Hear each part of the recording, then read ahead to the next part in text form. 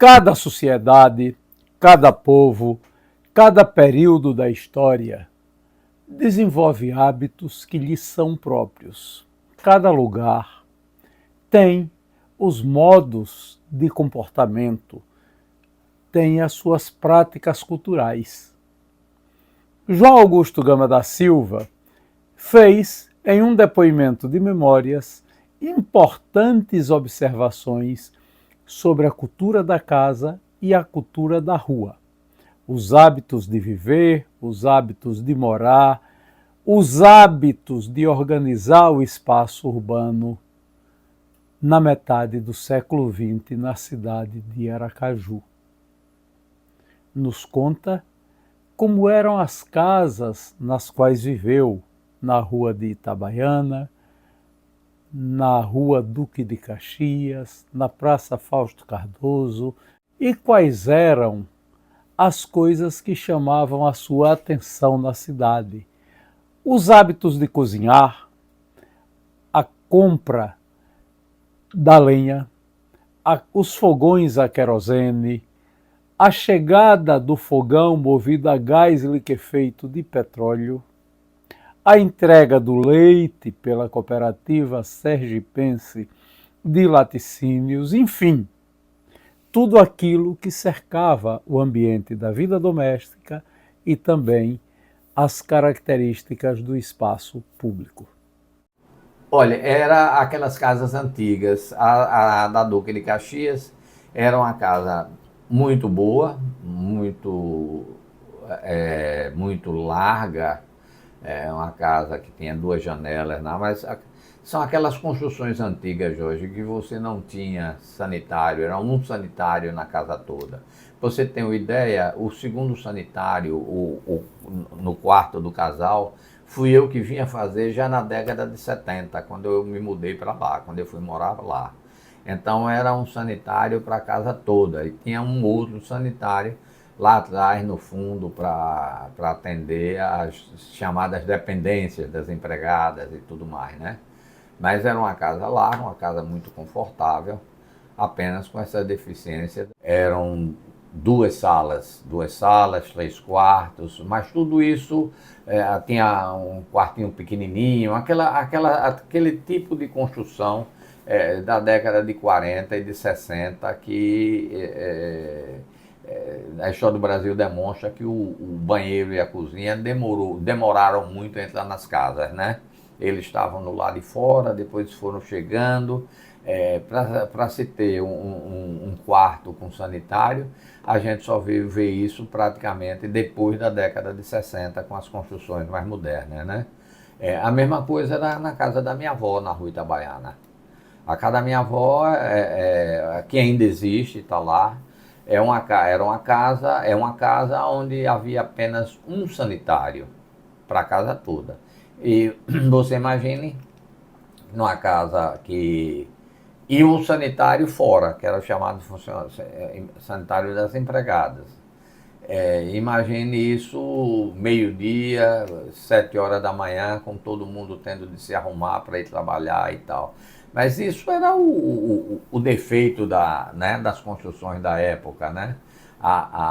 Nós tivemos dificuldade para introduzir nas casas o sanitário e a cozinha, né? A cozinha chegou depois, chegou primeiro, mas também chegou acanhada, ficou no fundo.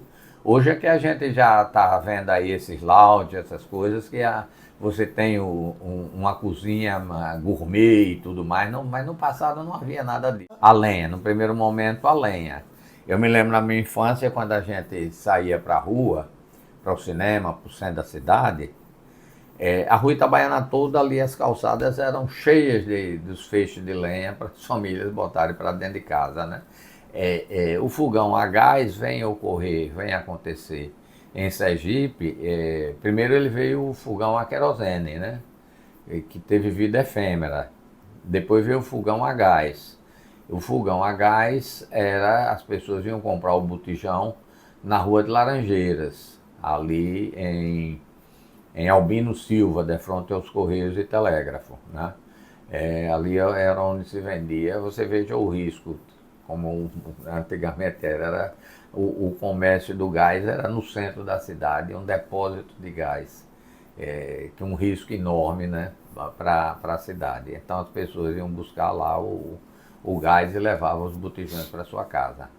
É, é, Depois, agora que chegou, né, recentemente, essa modernidade aí do gás encanado e tudo mais, mas não havia.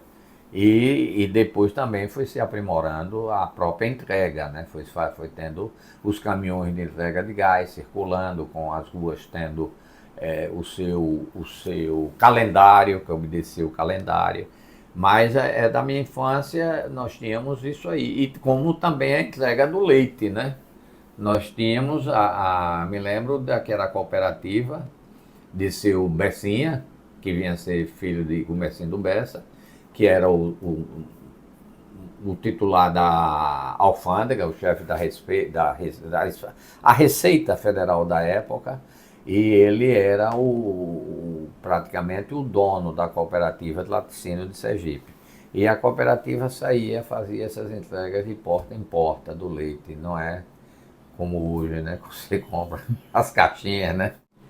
Na Rua Duque de Caxias, veja, eu não tenho lembrança da Rua Duque de Caxias, porque eu saí da Duque de Caxias com 1 ano de idade, né?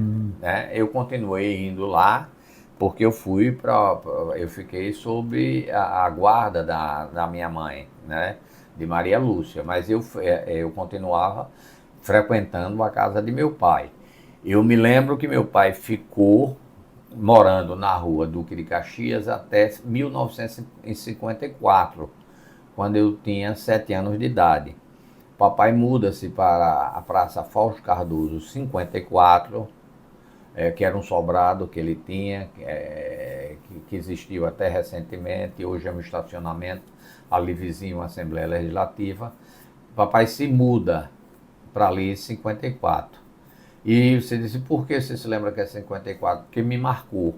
Porque nesse momento eu estudava no Colégio Salvador, quando teve em agosto o suicídio de Vargas. Com o suicídio do presidente, eu me lembro que a direção do colégio reuniu, nós rezamos um terço e Dona Bernadette, que era a diretora, mandou que eu não fosse para a casa de minha avó, que a cidade estava muito tumultuada, e que eu fosse para a casa de meu pai na Praça Fausto Cardoso. Foi até um equívoco dela, porque a confusão era realmente na Praça Fausto Cardoso, né? Lá ontem meu irmão, que estava na porta, viu quando espancaram o vereador Lídio Paixão, que era da UDN, que gritaram ele é da UDN e tal, e começaram a espancá-lo, e é uma história clássica de Sergipe, que todo mundo sabe. Ele foi assassinado, quando botaram num táxi para levar para o hospital, ele já estava morto, né? Então eu tenho essa certeza de que foi no ano da morte de Vargas que meu pai se mudou para a Praça Fausto Cardoso. Aí ele continuou alugando essa casa, ele começou a alugar essa casa da Rua Duque de Caxias até o casamento de Gláucia, minha irmã, um pouco mais adiante. Quando ela volta formada da Paraíba, começa a trabalhar aqui no Serviço Social Rural, não, Serviço de Endemias Rurais, que ficava ali vizinho à polícia, naquela que o povo chamava Palácio da Febre Amarela, né? Ali vizinho, onde hoje é uma delegacia de polícia.